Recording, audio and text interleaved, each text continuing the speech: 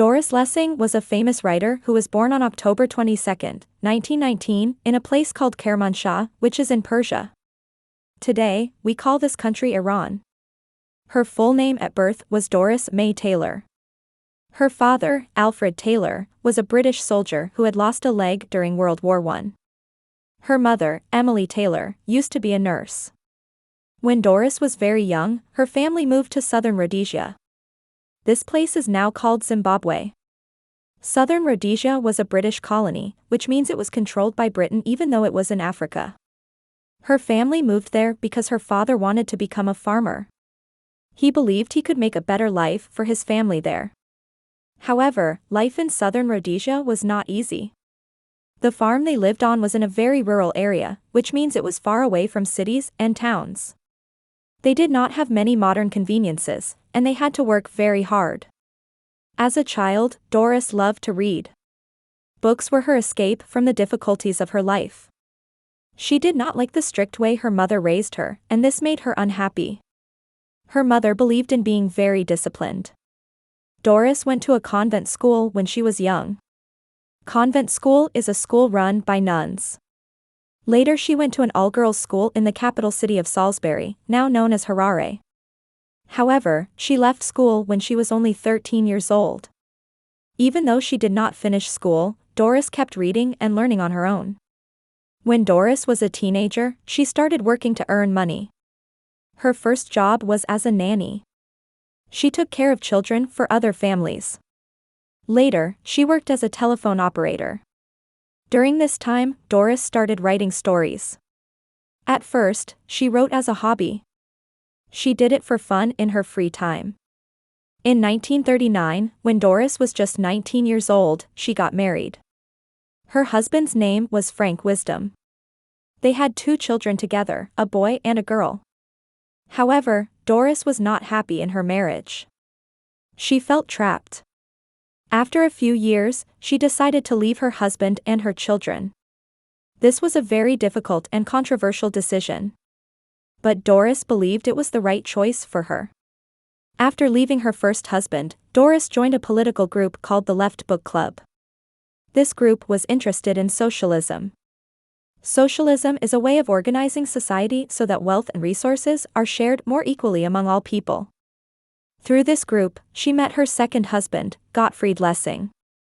He was a German man who had left his country because of the Nazi government. Doris and Gottfried had a son together, but their marriage did not last long. They divorced in 1949. In the same year, Doris moved to London, the capital city of England.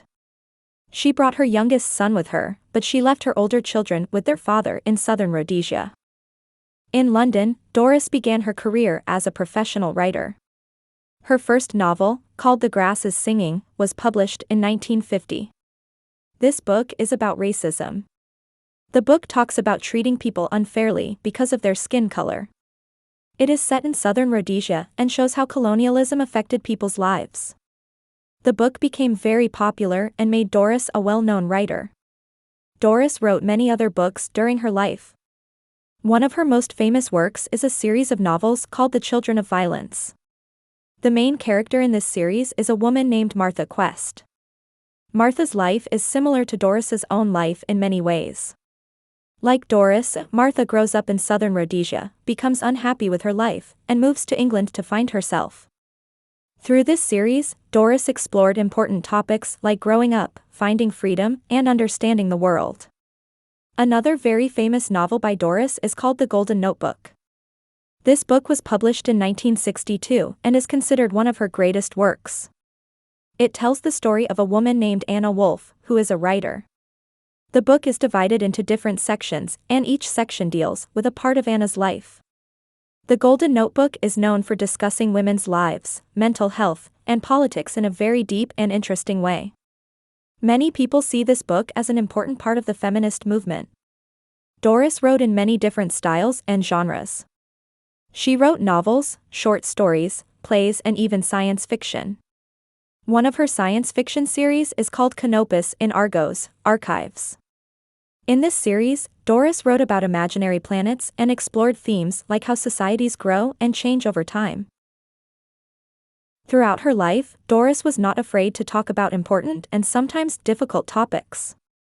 She wrote about war, race, politics, and the struggles of women.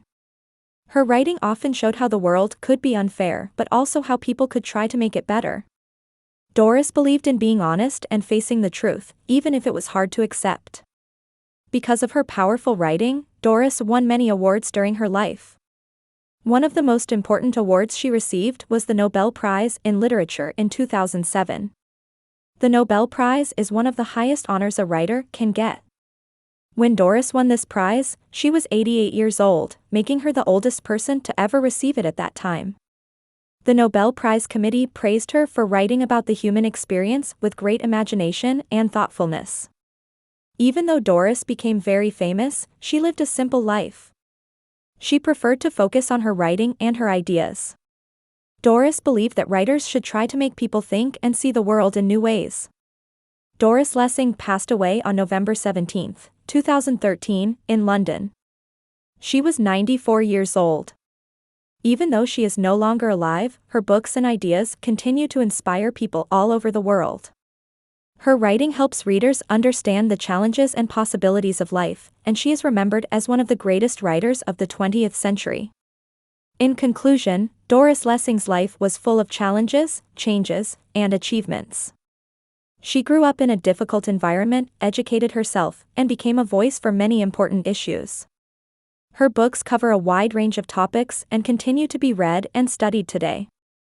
By learning about Doris Lessing, we can understand not only her life but also the history and struggles of the time she lived in.